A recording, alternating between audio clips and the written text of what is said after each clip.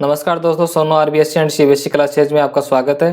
पिछले वीडियो के पार्ट में मैंने दैनिक जीवन में रसायन जो 5 नंबर का यूनिट है, 5 नंबर का पार्ट है, उसके 45 क्वेश्चन डिस्कस कर लिए थे। तो चलिए आज हम नेक्स्ट क्वेश्चनों को डिस्कस कर लेते हैं जो बचे हुए हैं।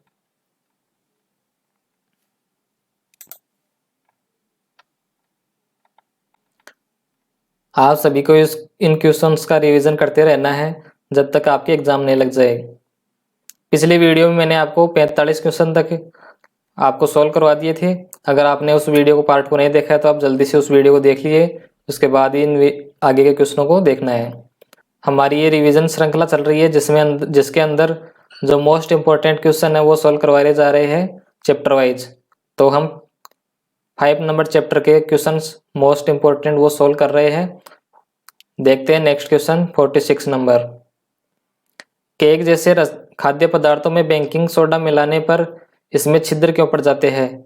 जो केक होता है उसमें हम बेकिंग सोडा मिलाएंगे तो उसमें CO2 गैस के बुलबुलों के रूप में बाहर निकलती है, जिससे केक जैसे खाद्य पदार्थों में फूलकर छिद्र पड़ जाते हैं। जो केक होता है उसमें बेकिंग सोडा मिलाते हैं। बेकिंग सोडा का सूत्र क्या होता है? NaHCO3, sodium hydrogen carbonate. तो ये मिलाने पर इसमें क्या निकलेगा? CO2 गैस बुलबुलों के रूप में बाहर निकलेंगी, जिससे केक है वो फूल जाता है और उसमें छिद्र पड़ जाते हैं। नेक्स्ट क्वेश्चन है 47। बेकिंग सोडा के 3 उपयोग लिखिए। बेकिंग सोडा होता है उसके आपको 3 उपयोग बताने हैं। तो पहला उपयोग क्या है? बेकिंग पाउडर के रूप में। एक तो बेकिंग पाउडर के रूप में जो खाद्य पदार्थों में होता है, जिसे हम मीठा सोडा बोलते हैं, खाने के पदार्थों में किचन में हम काम में लेते हैं, एक तो ये उपयोग हो गया। दूसरा उपयोग है अग्निशामक यंत्रों में, जो आग बुझाने का यंत्र होता है अग्निशामक, उसमें हम बेकिंग सोडा का उपयोग करते हैं। तीसरा उपयोग है मंद प्रतिरोधक के रूप में। नेक्स्ट है 48 नंबर क्वेश्चन। सोडा वाटर तथा सोडा युक्त शीतल पेय पदार्थ बनाने में किसका उपयोग किया जाता है? जो ठंडा होता है सोडा, कोका कोला, पेप्सी आदि होते हैं, उसके अंदर जो पेय पदार्थ बनाए जाते हैं उसके अंदर आप किसका उपयोग करते हो, कौन से सोडा का उपयोग करते हो? तो ये बेकिंग सोडा काम में लिया जाता है। 49 क्वेश्चन है धोवन सोडा या कपड़े धोने का रासायनिक सूत्र लिखिए। जो दावन सोडा होता है उसका रासायनिक सूत्र लिखना आपको। तो दावन सोडा होता है Na2CO3 10H2O। ये दावन सोडे का सूत्र है, ये आपको याद रखना है। नेक्स्ट क्वेश्चन है 50 नंबर। प्लास्टर ऑफ पेरिस का रासायनिक सूत्र लिखिए। जो POP होता है, प्लास्टर ऑफ पेरिस क्या होता है? POP। तो इस POP का आपको सूत्र बताना है। प्लास्टर ऑफ पेरिस इसको क्यों कहते हैं? क्योंकि ये जिप्सम है, उससे ये बनाया गया था सबसे पहले कहाँ पर? फ्रांस की राजधानी पेरिस में। तो इसको प्लास्टर ऑफ पेरिस भी कहते हैं। तो कैल्शियम सल्फेट का अर्धहाइड्रेट क्या कहलाता है? Plaster of Paris. CaSO4। ये अर्धहाइड्रेट क्या है? जल के अणु, आधा अणु है ये जल का 1/2, यानी अर्धहाइड्रेट जल का अणु। तो ये किससे बनता है? ये बनता है जिप्सम से। नेक्स्ट क्वेश्चन है 51। प्लास्टर ऑफ पेरिस के 2 उपयोग लिखिए। तो प्लास्टर ऑफ पेरिस का आप 50 नंबर क्वेश्चन में आपको इसका सूत्र पूछ रहा था, रासायनिक सूत्र, और 51 नंबर में इसके उपयोग। तो प्लास्टर ऑफ पेरिस किस में काम में आता है? इसका पहला उपयोग तो है हड्डियों पर प्लास्टर सटाने में। किसी के अगर हाथ पैर फ्रैक्चर हो जाए तो वहाँ पे प्लास्टर, हॉस्पिटलों में प्लास्टर किया जाता है। दूसरा उपयोग क्या है प्लास्टर ऑफ पेरिस का? मूर्तियां आदि सजावटी सामान बनाने में। 52 नंबर क्वेश्चन है प्लास्टर ऑफ पेरिस के निर्माण की रासायनिक विधि लिखिए। जो प्लास्टर ऑफ पेरिस है उसके आपको निर्माण की रासायनिक विधि लिखनी है। 52 नंबर क्वेश्चन है प्लास्टर ऑफ पेरिस की निर्माण की रासायनिक समीकरण लिखिए। तो प्लास्टर ऑफ पेरिस किस प्रकार से बनाया जाता है, इसके आपको रासायनिक समीकरण बताना है। तो 2CaSO4 2H2O ये क्या है? ये है जिप्सम। ये है जिप्सम। तो जब जिप्सम को 393 केल्विन टेम्परेचर पर हम क्या कर रहे हैं? गर्म करेंगे। तो इससे क्या बन जाएगा? 2CaSO4 अर्धहाइड्रेट H2O। तो ये क्या है? प्लास्टर ऑफ पेरिस या POP। और 3 जल के अणु अलग हो जाएंगे, 3H2O ये जल के अणु है। तो जिप्सम को गर्म करने पर ये POP या प्लास्टर ऑफ पेरिस बनता है। 53 नंबर क्वेश्चन है साबुनीकरण किसे कहते हैं?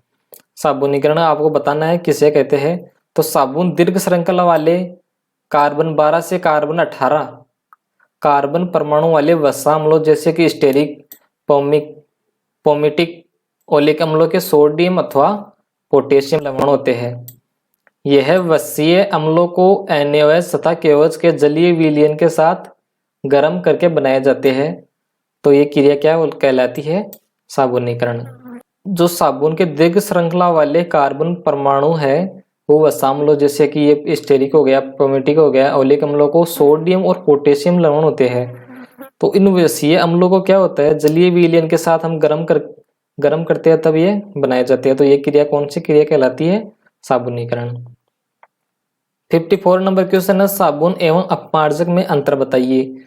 तो इस प्रकार के क्वेश्चनों को आपको सारणी बनाकर ही सरल करना है, अंतर स्पष्ट करना है किसमें? साबुन और अपमार्जक में। तो पहला अंतर क्या है? साबुन दीर्घ श्रृंखला वाले कार्बन 12 से कार्बन 18 परमाणु वाले वसा अम्लों जैसे कि स्टेरिक, पोमेटिक, ओलिक अम्लों के सोडियम और पोटेशियम लवण होते हैं। तो साबुन में तो कौन कौन से लवण होते हैं? सोडियम और पोटेशियम।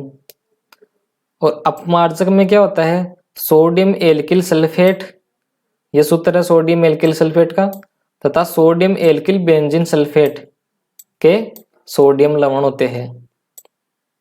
तो इसमें तो कौन से होते हैं? सोडियम और पोटेशियम, और अपमार्जक में सोडियम लवण होते हैं। दूसरा अंतर क्या है? साबुन मृदु जल में सफाई का कार्य करता है जबकि कठोर जल में नहीं। जो साबुन होता है वो केवल मीठे पानी या मृदु जल में ही सफाई का कार्य करेगा, जबकि अपमार्जक है वो दोनों कठोर और मृदु दोनों प्रकार के जल में सफाई का काम करता है। जब हम कपड़े को धोते हैं तो साबुन तो क्या, जो मीठा पानी होता है उसमें सफाई करेगा, उससे ही गंदे कपड़ों को साफ करेगा, जबकि अपमार्जक क्या होता है, वो कठोर और मृदु दोनों प्रकार के जल होते हैं उसमें सफाई कर देता है। तो ये आपको अंतर याद रखना है। नेक्स्ट क्वेश्चन है 55 नंबर, मिशेल संरचना का नामांकित चित्र बनाइए। आपको मिशेल संरचना का चित्र भी बनाना है और इसका नामांकन भी करना है कि कौन सा पार्ट क्या है। तो इस बार कोरोना के चलते ये साबुन, अपमार्जक, इस प्रकार के ये जो चित्र वगैरह है ये अभी इम्पोर्टेंट है, तो आपको ये भी याद रखना है। तो इसमें आपको चित्र बनाना है केवल और उसके नाम दर्शाना है। तो मिशेल संरचना में क्या होता है? एक तो पुच्छ भाग होता है, एक ध्रुवीय सिरा होता है, और ये सेंटर में क्या है? तेल की बूंद। और जो बाह्य वाला भाग है ये क्या है? सोडियम। तो इस चित्र में आपको नामांकित भी करना है। नेक्स्ट क्वेश्चन देखते हैं। तो 56 क्वेश्चन है, मिशेल निर्माण द्वारा शोधन की क्रिया को समझाइए। तो मिशेल द्वारा किस प्रकार से कपड़े की सफाई होती है, शोधन किस प्रकार से होता है, उसको आपको समझाना है। तो साबुन और अपमार्जक द्वारा मिशेल बनाकर शोधन की क्रिया की जाती है। जो साबुन और अपमार्जक दोनों के द्वारा क्या होता है? मिशेल बनाया जाता है। तो ये क्या दिया हुआ है? सोडियम साल्ट का कार्बोक्सिलिक एसिड, और इसके अंदर क्या होता है? जो कार्बोक्सिलिक एसिड है वो अलग हो जाता है और सोडियम लवण है वो अलग हो जाता है। तो हाइड्रोकार्बन भाग, इसके अंदर क्या होता है? ये संरचना दी हुई है, चित्र ये इस प्रकार से जो दिया हुआ है ये क्या है? हाइड्रोकार्बन भाग है। तो ये तो क्या है? ये तो क्या होता है? जल का विरोधी, ये जल विरोधी होता है हाइड्रोकार्बन भाग। और जो कार्बोक्सिलिक एसिड है ध्रुवीय भाग, ये क्या कहलाता है? ध्रुवीय भाग। ये क्या होता है? जल स्नेही। तो देखते हैं क्या है दिया हुआ डिस्क्रिप्शन में। यह है हाइड्रोकार्बन पूंछ आर जो कि जल विरोधी होती है। जो ये पूंछ वाला भाग होता है ये दिया हुआ है, ये तो क्या होता है? जल का विरोधी होता है। तथा ध्रुवीय सिरा जो जल से नहीं होता है, ये ध्रुवीय सिरा है। इस चित्र में, इस डायग्राम में देखते हैं, जो ये दिया हुआ है ये क्या है? ध्रुवीय सिरा है। तो ये तो क्या होता है? जल स्नेही। ये होता है जल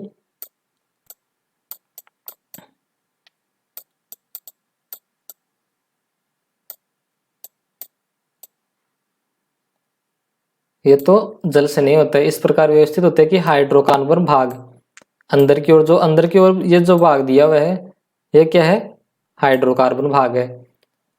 तथा ऋणावेशित ध्रुवीय सिरा बाहर होता है, इसे मिशेल कहते हैं। जो ये बाहर की तरफ दिया हुआ है सिरा, इसे क्या बोलते हैं? ध्रुवीय सिरा। और ये क्या होता है? ऋणावेशित होता है। यहाँ पे देखना नेगेटिव निशान दिया हुआ है, जूम करके देखते हैं। जो ये बाहर की तरफ दिया हुआ है ध्रुवीय सिरा, ये क्या है? Negative part. तो यह है ऋणावेशित। इसे क्या बोलते हैं? मिसेल बोलते हैं। गंदगी, तेल की बूंद, चिकनाई आदि जल में अघुलनशील किंतु हाइड्रोकार्बन में घुलनशील होती है। जो गंदगी होती है, जैसे ये कपड़ा है, इस पे ये गंदगी दे रखी है, ये गंदा कपड़ा है, तो इसमें क्या होगा, जो तेल की बूंद है, चिकनाई है, वो क्या होती है? जल में अलग अघुलनशील। जो तेल की बूंद होती है वो जल में घुलती नहीं है, वो तो क्या होता है? अघुलनशील। लेकिन जो हाइड्रोकार्बन है उसमें क्या होती है? ये घुलनशील होती है। तो ये पूंछ वाला भाग क्या है? ये हाइड्रोकार्बन भाग है। तो इससे के साथ चिकनाई की बूंद के साथ क्या है? चारों ओर ये साबुन के आयन बॉन्ड बना लेंगे तथा साबुन के द्वारा सफाई की क्रिया चिकनाई की चारों तरफ साबुन के अणु मिसेल बनाते हैं, मिसेल बना लेंगे। इसमें जल विरोधी भाग चिकनाई को आकर्षित करता है। जो जल विरोधी भाग कौन सा है? ये ध्रुवीय शिरा। ये क्या करेगा? चिकनाई को आकर्षित करेगा। तथा जो अंदर का जो जल विरोधी भाग है कौन सा? हाइड्रोकार्बन वाला, यही है जल विरोधी भाग। ये कौन सा भाग है? देखो ऊपर देखना, ये जल विरोधी भाग कौन सा है? हाइड्रोकार्बन वाला है, पूंछ वाला। तो ये क्या करेगा? चिकनाई को आकर्षित कर लेगा। तथा जल स्नेही भाग बाहर रहता है, जो बाहर का नेगेटिव पार्ट है ऋणावेश वाला, ये क्या रहता है? बाहर की तरफ। इस प्रकार चिकनाई को चारों ओर घेर कर सफाई की जाती है।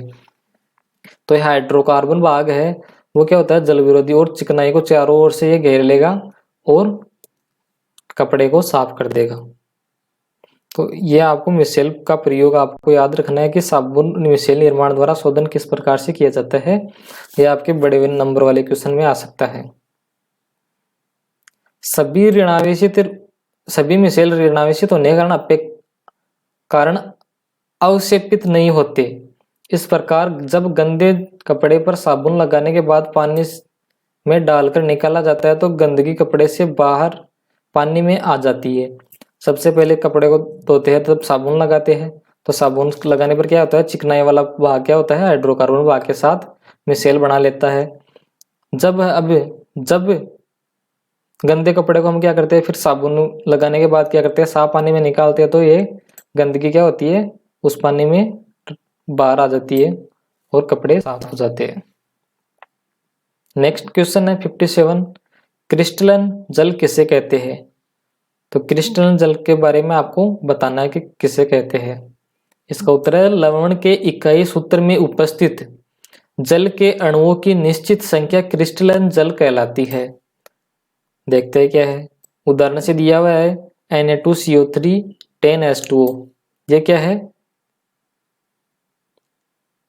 इसका सूत्र है लवण के इकाई उपस्थित जल के अणुओं की निश्चित संख्या क्रिस्टलन कहलाती है। तो सोडियम कार्बोनेट है ये, इसमें 10 अणु क्रिस्टलन जल के रूप में उपस्थित है। तो ये क्रिस्टलन जल किसे कहते हैं? तो ये सोडियम कार्बोनेट दिया हुआ है, इसके अंदर ये 10H2O जो जल के अणु दिए हुए हैं, इसे हम क्रिस्टलन जल कहते हैं। नेक्स्ट क्वेश्चन है 58, पारदर्शी साबुन बनाने में किसका प्रयोग किया जाता है? तो इसका एक लाइन का ये आंसर है, सिर्फ ग्लिसरीन को हम पारदर्शी साबुन बनाने में उपयोग करते हैं। जैसे पारदर्शी साबुन कौन सी आती है? जो पियर्स साबुन आती है वो क्या होती है? पारदर्शी साबुन होते हैं, उसके अंदर किसका उपयोग किया जाता है? ग्लिसरीन का उपयोग किया जाता है। 59 क्वेश्चन है, शुष्क बुझे हुए चूने पर Cl2 गैस प्रवाहित करने पर किसका निर्माण होता है? जो बुझा हुआ चूना होता है उसमें अगर हम Cl2 गैस को प्रवाहित करेंगे तो किसका निर्माण होगा, ये आपको बताना है। तो इसका आंसर क्या है? विरंजक चूर्ण का निर्माण होगा। और इसकी रिएक्शन भी दे रखी है, वो भी समझ लेते हैं। तो ये क्या है? CaOH2 क्या है? बुझा हुआ चूना। इसमें क्या कर रहे हैं? Cl2 गैस प्रवाहित कर रहे हैं, तो ये CaOCl2 क्या है? विरंजक चूर्ण बनेगा तथा एक H2O बन जाएगा। नेक्स्ट क्वेश्चन है, प्रबल सार व दुर्बल सार के दो उदाहरण दीजिए। प्रबल सार और दुर्बल सार के आपको उदाहरण बताने हैं। तो प्रबल सार तो कौन से होते हैं? Potassium hydroxide, NaOH sodium hydroxide और कैल्शियम हाइड्रोक्साइड। ये तो क्या है? प्रबल सार। दुर्बल सार कौन से हैं? NH4OH MgOH2। मैग्नीशियम हाइड्रोक्साइड और अमोनियम हाइड्रोक्साइड ये क्या है, दुर्बल क्षार। नेक्स्ट क्वेश्चन है 61 नंबर, अम्ल क्षार के आरएनएस अवधारणा लिखिए। जो अम्ल और क्षार की आरएनएस अवधारणा है वो आपको बतानी है। तो ये क्वेश्चन इंपॉर्टेंट है, ये राजस्थान बोर्ड में आपके 2020 एग्जाम में भी आया हुआ है। तो ये अवधारणा क्या है आरएनएस की? आरएनएस अवधारणा 1887 में दी गई थी। तो इस अवधारणा के अनुसार जो पदार्थ जलीय विलयन में अपघटित होकर हाइड्रोजन आयन देते हैं अम्ल कहलाते हैं। तो ये अम्ल कौन से पदार्थ कहलाते हैं? आरएनएस अवधारणा के अनुसार जो जलीय विलयन है उसमें अपघटित होकर हाइड्रोजन आयन यानी H+ आयन देते हैं वो तो क्या कहलाते हैं? अम्ल। तथा जो पदार्थ जलीय विलयन में अपघटित होकर हाइड्रोक्सिल आयन, कौन से आयन? हाइड्रोक्सिल, जो OH नेगेटिव आयन देते हैं वो क्या कहलाते हैं? क्षार। जैसे इसमें एग्जांपल दे रखा है, जो HCl है ये जलीय विलयन में है, घोलेंगे तो ये क्या है? H+ आयन तथा Cl- आयन देंगे। तो ये HCl कौन सा आयन दे रहा है? H+ ion. तो ये क्या कहलाएगा? अम्ल कहलाएगा, क्योंकि ये H+ आयन दे रहा है। दूसरा क्या है? पोटेशियम हाइड्रोक्साइड, एक KOH है। इसको जलीय विलयन में क्या करेंगे? रिएक्शन होगी तो क्या करेगा? ये पोटेशियम के आयन अलग हो जाएंगे तथा OH नेगेटिव आयन देगा। कौन सा आयन? हाइड्रोक्सिल आयन देगा। तो ये क्या हो गया? क्षार। नेक्स्ट क्वेश्चन है 62, किसी भी देश की औद्योगिक प्रगति को सल्फ्यूरिक अम्ल के उपयोग के आधार पर मापी जाती है। कारण स्पष्ट कीजिए। आपको स्पष्ट करना है कारण कि किसी भी देश की जो औद्योगिक प्रगति होती है वो किस सल्फ्यूरिक अम्ल के आधार पर मापी जाती है। तो इस प्रकार के क्वेश्चनों को आपको इस प्रकार से भी पूछ सकता है कि किसी भी देश की औद्योगिक प्रगति कौन से अम्ल के उपयोग के आधार पर मापी जाती है। तो उसका आंसर तो क्या हो जाएगा? सल्फ्यूरिक अम्ल। इसमें क्या पूछ रहा है कि आपको कारण बताना है कि किस कारण से ये माने जा रही है। तो ये 2019 में एग्जाम में आया हुआ क्वेश्चन है, तो इस साल भी आ सकता है। तो ये क्वेश्चन भी आपके लिए इंपॉर्टेंट बनता है एग्जाम की दृष्टि से। इसका आंसर क्या है? सल्फ्यूरिक अम्ल सेल, कार, बैटरी तथा उद्योग धंधों में प्रयुक्त किया जाता है। तो सल्फ्यूरिक अम्ल होता है जो बैटरी होती है, जो कारों में बैटरी लगी होती है, जो सेल होते हैं, उद्योग धंधे होते हैं, उनमें प्रयोग किया जाता है। अर्थात किसी देश के उद्योग धंधों में H2SO4 की खपत औद्योगिक प्रगति का सूचक है। जो कोई भी देश होगा उसमें जब H2SO4 की खपत बहुत ज्यादा होगी तो हम क्या मानेंगे कि ये देश विकास कर रहा है, ये देश बहुत ही आगे बढ़ रहा है। तो इस आधार पर हम इसके औद्योगिक प्रगति का यह सूचक है। जो देश ज्यादा किसका खपत करेगा? H2SO4 की। तो ये इसका कारण है। यह आपको 62 क्वेश्चन का आंसर हो गया। नेक्स्ट क्वेश्चन है 63, कीटों के डंक से होने वाली जलन एवं दर्द को किसके उपयोग से कम किया जा सकता है? जो कीट होते हैं, चींटियां होती है, उनके जो डंक होता है तो कई बार क्या होता है? जलन होती है। जिस जगह पर उनके डंक मारते हैं तो वहां पर क्या होता है? जलन और दर्द होने लग जाता है। तो उस जलन और दर्द को किस प्रकार से हम कम कर सकते हैं?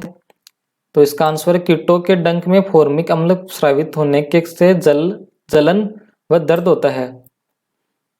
जो कीट डंक मारते हैं उस स्थान पर कौन सा अम्ल होता है वो स्रावित करते हैं?